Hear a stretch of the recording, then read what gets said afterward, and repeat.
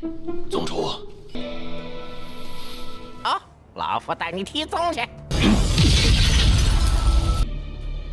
可朱雀想到，他竟暗中……我本以为他不再参与任何。小娘子们，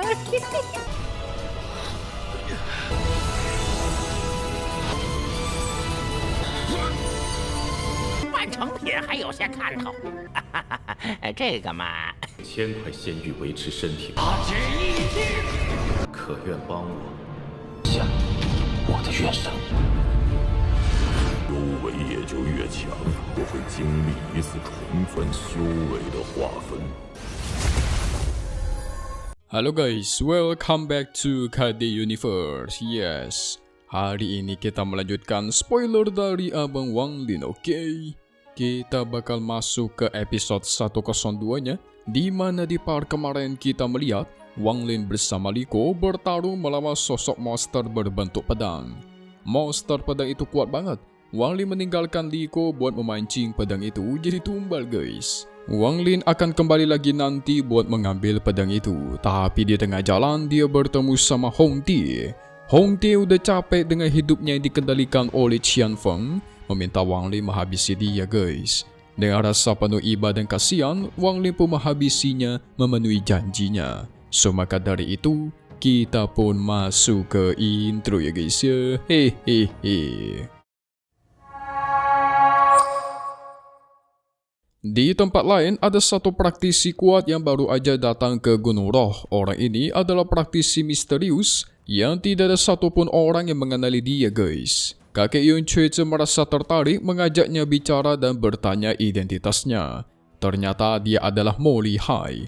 Rananya udah transformasi jiwa guys. Tapi aura yang dia pancarkan itu nggak seperti rana transformasi jiwa. Seakan-akan di dalam dirinya memiliki kekuatan yang jauh lebih besar daripada yang dia tampilkan. Dan ternyata dia berasal dari planet asing. Lantas dia ngapain kesini guys? Kan harusnya jiwa dia tuh nggak ada di kristal kultivasi planet. Jadi harusnya nyawa dia aman gitu loh. Pasti ada rencana lain. Yun Cece juga menyadari keanehan itu. Tapi mereka juga nggak bisa ngapa-ngapain karena mereka terus menunggu pintu raksasa Gunung Roh terbuka. Pintu itu nggak bisa dibuka kecuali menggunakan hati kultivasi planet. Nah, yang namanya harta hati kultivasi planet itu berada di tangannya Ketua Chu Cece guys. Ada satu harapan yang bisa mereka tunggu selain menunggu Chu Cece. Jadi pintu ini akan terbuka nanti ketika kristal kultivasi planet sudah mau hancur. Jadi mereka di sini menunggu nih. Nggak lama dari itu, muncullah para praktisi lain yang sudah sampai. Di antara mereka semua ada si Qianfeng guys. Dia menyendiri dan terlihat kesal, dendam kepada seseorang. Pastinya dendam sama MC kita dong alias Wanglin. Gara-gara boneka kesayangannya dihabisi guys. Gak lama dari itu, datang juga seorang tetua dari klan Immortal yang menyapa Yun Cece.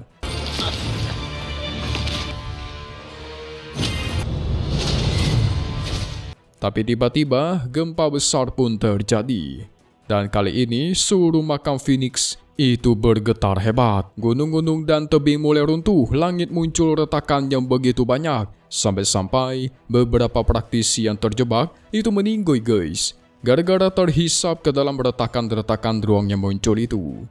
Orang-orang yang masih berada di luar makam Phoenix mulai ragu ingin masuk ke dalam dan mencari jiwa. Karena tempat ini sekarang menjadi sangat berbahaya. Jadi mereka hanya bisa mengambil dua pilihan nih. Masuk dan mengandalkan keberuntungan untuk mendapatkan jiwa atau menunggu di depan makam Phoenix sampai jiwa mereka hancur, ujung-ujungnya meninggoy. Kasian banget. Tapi untungnya gempa itu nggak berlangsung lama. Ketika gempa berhenti, Yun Cece langsung mencoba membuka pintu raksasa yang ada di hadapannya menggunakan energinya. Dia melesatkan serangannya sangat besar dan tuar. Terciptalah ledakan super besar di sana guys, tapi pintu itu tidak bergemi sedikit pun. Yun Cece mundur, menunggu gempa selanjutnya terjadi. Jadi dia sebenarnya memanfaatkan getaran dari gempa besar untuk melemahkan pintu raksasa itu guys. Ketika gempa terjadi, pintu raksasa juga terkena dampak. Gak lama dari itu, seorang wanita cantik pun muncul. Yang ternyata itu adalah Cixin, salah satu kandidat yang dipilih oleh Yun Cheze.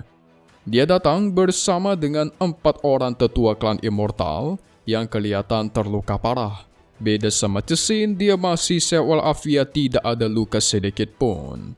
Sepertinya mereka habis melawan monster-monster jiwa nih. Dan benar aja guys, mereka menyapa Yun Cheze dan menjelaskan gimana mereka bisa sampai ke sini dengan melawan banyak monster jiwa. Ketika melihat Xianfeng, Cixin langsung menunjukkan muka yang marah. Benci banget dia guys. Xianfeng pun sama. Seperti ada sesuatu di antara mereka yang terhubung gara-gara masa lalu.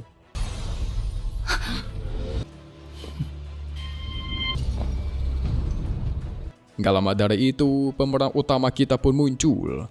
Wang Lin sampai ke sana dan terlihat pakaian dan penampilannya sedikit terluka. Gara-gara dia berusaha keras untuk sampai ke sini melewati banyak monster. Melihat kemunculan Wang Lin, tentu semua orang kaget. Orang-orang yang kenal sama dia, terutama Zhou Tai dan Yun Cheze, langsung menyapanya dengan senyuman. Yun Cheze tadinya sempat khawatir kepada Wang Lin karena dia nggak kunjung muncul. Wang Lin yang dihampirinya pun tentu menyapa balik dan memberikan hormat. Secara Wang Lin masih menghormatinya walaupun dia udah tahu guys, Yun Cheze sudah bergabung dengan klan Immortal. Beda sama Mo Lihai, dia yang berasal dari planet lain, itu kesal kepada Wang Lin. Seakan-akan menganggap dia sebagai musuh gitu. Wang Lin memberikan patung ukiran kepada Yun Cheze yang berbentuk dirinya guys. Kalau kalian lupa, dulu si Wang Lin pernah berjanji akan membuatkan patung ukiran yang berbentuk kakek Yun Cheze. Waktu itu karena apa ya, Mimin lupa sih. Kalau kalian ingat, coba tulis kolom komentar. Seingat Mimin itu perpisahan mereka berdua. Mendapatkan ukiran itu, kakek Yun Cheze senang bukan main. Wang Lin sebenarnya udah mulai nggak peduli sama si kakek guys. Dia cuma menepati janjinya dan berfokus ingin mendapatkan potongan jiwanya. Xianfeng ketika melihat Wang Lin, kalian pasti tahu lah ya reaksinya seperti apa. Kesal bukan main guys. Mukanya kayak pengen membantainya gitulah. Niat membantainya sangat tinggi. Tidak lama dari itu, Liu Mei pun sampai. Dia menghampiri Wang Lin dan ingin berbicara sama dirinya. Tapi Wang Lin tolak mentah-mentah, bahkan menjauh dari dia. Apalagi Liu Mei menyebut namanya Li Muwan di hadapan Wang Lin. Membuat Wang Lin langsung kesal dong. Memberikan ancaman, jangan menyebutkan nama itu sembarangan kalau kau tidak ingin kuhabisi. Mampus. Lagian Mimin heran juga nih ya. Kok bisa ya tiba-tiba Liu Mei itu suka sama Wang Lin? Aneh nih orang nih. Ketika melihat Mo Lihai, Wang Lin langsung merasakan ada perasaan aneh dengan aura yang dia pancarkan. Auranya itu mirip dengan auranya Toshan. Kalian mesti ingat, Mo Lihai itu adalah bawahannya Toshan guys. Atau pecahan jiwanya. Wang Lin jadi curiga nih. Jangan-jangan Lihai ini adalah tubuh lainnya Toshan yang sedang menyamar. Buat kalian bingung kenapa Wang Lin bisa paham auranya Toshan, jadi gini guys. Dulu di episode berapa gitu, Wang Lin pernah bertemu dengan dewa kuno yaitu Tuse. Dia waktu itu mendapatkan warisan ingatannya Tuse yang seorang dewa kuno, makanya dia memiliki tubuh berambut merah guys. Itu sebenarnya tubuh dewa kuno.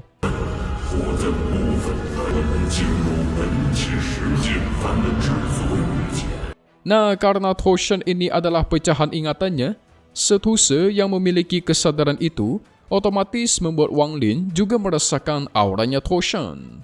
Apalagi kan pengetahuan dewa kuno itu membuat dia jadi memahami beberapa teknik kuno yang bisa menghancurkan sebuah planet.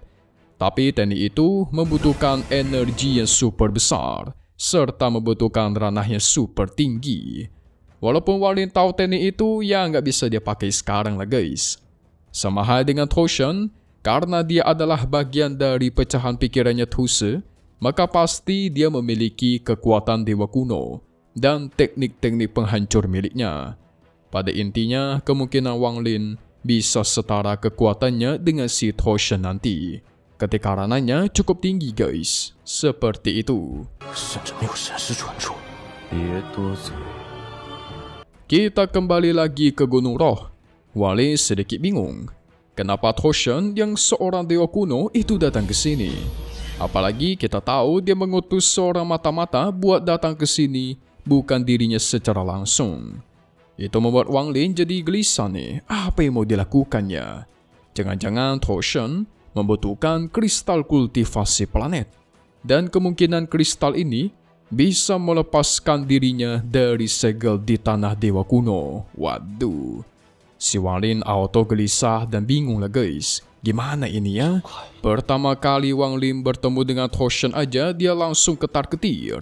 Kekuatannya begitu kuat waktu itu di Laut Darah. Sampai-sampai Wang Lin mengakui, Thoshan adalah satu-satunya orang terkuat yang pernah dia lawan dan masih belum pernah menang guys. Jadi Thoshan musuh bebuyutan terkuat yang belum pernah dia menangkan. 叔叔带你去另一个地方抓老虎。宗主， Gak lama dari itu, gempa di makam Phoenix itu kembali muncul. Sama seperti sebelumnya, gempa ini besar banget, menimbulkan retakan-retakan ruang di sekitar mereka. Bedanya kali ini, retakan itu semakin banyak, semakin kuat, dan menghisap sesuatu di sekitarnya. Jadi kalau mereka salah langkah sedikit aja nih, bisa-bisa mereka terhisap ke dalam retakan. Dikabarkan semua praktisi yang belum sampai ke Gunung Roh dan berlindung di sana, itu udah meninggal semua guys. Jadi cuman orang-orang yang berada di Gunung Roh inilah yang masih selamat. Buset, menandakan waktu mereka makin dikit. Setelah gempa itu selesai, Yun Cuece kembali menggunakan kekuatannya menyerang ke arah pintu raksasa yang ada di sana. 走，老夫带你提宗去。 Sehingga terjadilah ledakan yang jauh lebih besar daripada sebelumnya. Karena kali ini, Yun Cuece menggunakan kekuatannya yang jauh lebih kuat untuk menghancurkan pintu itu. Tapi lagi-lagi usahanya gagal total. Pintu itu nggak bergeming sedikit pun guys. Sama sekali tidak ada bekas serangan dari Yun Cuece yang sangat kuat. Kita pindah lagi ke tempatnya Chu Cuece, ketua Phoenix yang sedang bersembunyi dan menonton semua kejadian ini. Dia senang sampai tertawa terbahak-bahak, dikarenakan dia juga tidak menyangka. Permainan yang dia ciptakan ini sangat menyenangkan. Tapi dia juga masih memiliki satu rencana guys, yang katanya jahatnya bukan main, lebih kejam daripada sebelumnya. Jadi dia sudah merencanakan sesuatu bersama dengan muridnya Qian Feng. 可朱雀想到，他竟暗中。我本以为他不再参与任何。 Sekarang kan Qian Feng itu memegang sebuah harta yang udah diberikan oleh ketua Chu Cuece dan bakal dia gunakan di akhir-akhir. Harta apakah itu kita masih belum tahu. Itu berarti percuma saja Wang Lin dan Yun Cuece beserta lainnya itu menemukan jiwa mereka guys. Karena ternyata masih ada rencana jahat yang bisa menghabisi mereka semua secara langsung. Kita pindah lagi ke Gunung Roh. Di sini terlihat Yun Cuece masih belum mau menyerah. Menggunakan kembali kekuatannya dengan menyerang pintu raksasa itu secara terus-menerus. Dia tahu jelas kalau dirinya sudah tidak memiliki banyak waktu lagi. Jadi kalau tidak dia buka sekarang, kemungkinan dia dan para praktisi lain akan meninggal di sini. Karena serangannya juga masih belum cukup, alhasil dia meminta bantuan kepada beberapa tetua dari klan Immortal untuk menggabungkan kekuatan. Tidak disangka-sangka, Mo Lihai, praktisi dunia asing itu ikutan menyerang guys. Dia menggunakan teknik dewa kuno, bahkan mengeluarkan kekuatannya luar biasa. Sehingga tuar. Terciptalah ledakan yang jauh lebih besar daripada sebelum-sebelumnya. Itu membuat pintu di sana mulai retak. Tapi imbas dari serangan sekuat itu membuat para tetua yang tadinya membantu Yun Cuece ikutan terbantai guys. Karena mereka maju mendekati pintu raksasa. Yun Cuece tidak peduli. Melihat ada kesempatan, dia langsung kembali menyerang, ingin memperluas retakan pintu. Lagi-lagi terciptalah ledakan yang super besar. Masih belum cukup kuat, Yun Cuece memanggil semua orang yang ada di sana untuk membantu penyerangan.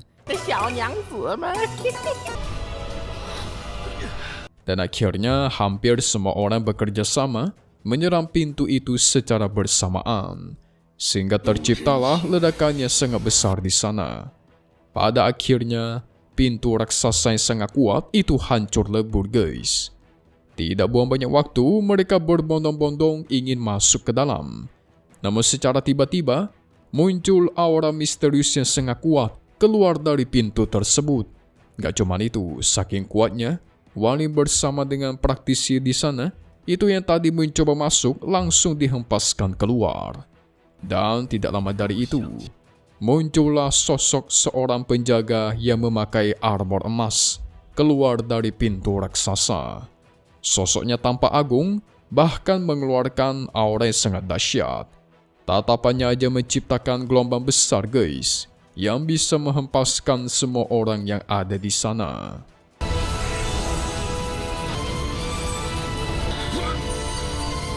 Tentu orang-orang jadi kaget bukan main. Siapa sebenarnya orang ini?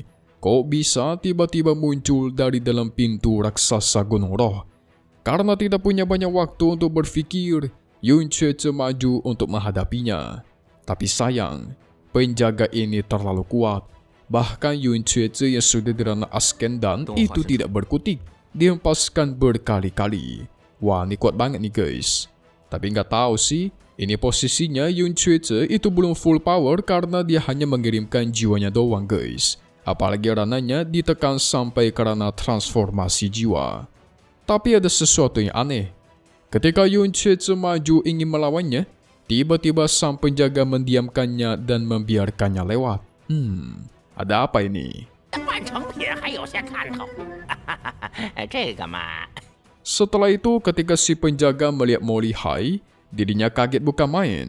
Yang tadinya pengen menyerang dirinya, malah ditahan dan gak jadi. Tapi karena tugasnya untuk melindungi bagian dalam pintu raksasa dan Molly Hai terus maju, alhasil dia pun menyerangnya seperti menyerang Yun Cuece tadi. Sehingga terjadilah ledakan besar yang di sana guys. Di hadapan Molly Hai, muncullah sosok bayangan berwarna merah yang menang serangan itu. Bayangan tersebut memancarkan aura sangat kuat dan Wang Lin juga bisa merasakannya. Ini sangat familiar, pernah dia rasakan sebelumnya. Penjaga yang tadinya kejam banget itu langsung menghentikan gerakan dia. Bahkan dia memberikan hormat kepada si Molly Hai, langsung membiarkannya lewat. Wah, curang nih guys. Mimin curiga sosok bayangan itu adalah sosoknya Toshen. Pasti kalian juga menduga seperti itu kan? Hehehe. 1000块仙玉维持身体不变，可愿帮我的 Wali menyaksikannya pun sadar itu pasti adalah Toshen. Dia juga menyadari hal lain yang penting di sini nih. Wali menduga jangan-jangan ini adalah bentuk dari sebuah ujian. Jadi ketika seseorang bisa menahan serangan dari sang penjaga, maka orang itu dinyatakan lulus dan boleh masuk ke dalam pintu tersebut. Makanya tadi ketika Yun Cuece melawannya, tapi langsung dibiarkan lewat guys ketika berhasil dia adu kekuatan. Zhou Tai dan Cixin juga tidak mau kalah. Mereka maju ingin melawan sang penjaga. Sehingga terjadilah serangannya super dahsyat. Itu berhasilkan mereka berdua terluka parah. Tapi karena mereka berhasil menahan serangan itu, mereka berdua pun diizinkan masuk oleh si penjaga. Nah, Wali langsung sadar lagi nih, serangan penjaga itu tidak bisa diremehkan. Pada akhirnya, sang penjaga pun melirik ke arah Wang Lin. Dia pengen menguji si Wang Lin seperti dia uji orang-orang sebelumnya. Wali agak panik nih. Melihat dari serangan yang tadi, itu kuat banget. Bisa dibilang, penjaga ini setara dengan praktisi Dirana Askendan, atau setara dengan ketua Chu Cuece. Mau gimana pun, Wang Lin harus siap guys menahan serangan itu. Karena kalau dia nggak tahan, otomatis dirinya pun nggak bisa masuk. Sesulit-sulitnya menahan serangan itu, buktinya ada Zhou Tai dan Cixin yang lebih lemah dari dia, itu bisa menahannya. Walaupun hasilnya terluka sih. Wah, pertanyaannya satu guys. Apakah Wang Lin bisa menahannya ataukah tidak? Apakah dia bisa lolos dari ujian itu dan apa yang sebenarnya terdapat di dalam gunung tersebut, terutama di pintu masuk itu. Tapi yang gak disangka ternyata Toshan mengirimkan mata-mata atau tubuhnya ke tempat ini. Menarik nih. Berarti musuhnya Wang Lin bukan cuma ketua Chu Jueze, Qianfeng, Liu Mei, ataupun yang lain-lainnya. Karena masih ada si Toshan.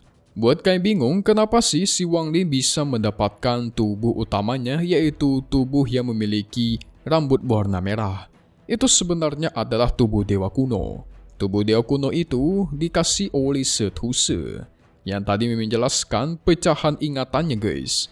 Makanya Wang Lin bisa menggabungkan kedua badannya dan membentuk sosok dewa kuno gitu.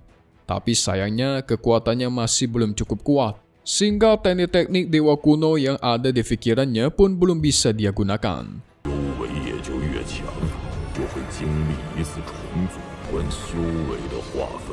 Jadi kita tunggu aja nih, kira-kira gimanakah selanjutnya. Selesai dulu untuk spoiler episode 102 Renji Immortal. Pastinya seru bukan? Dan ceritanya sangat mantap. Kita tunggu lagi spoiler selanjutnya, komen di bawah lanjut, Mimin bakal upload secepatnya. Satu hal yang pasti cuma di sini, oke? KD Universe. Thank you buat kalian sudah nonton dan selalu support channel Mimin. Semoga kalian semua sehat selalu ya. Mimin pamit undur diri dulu. Kita bakal ketemu lagi di video-video selanjutnya. Oke kalau gitu, see you guys.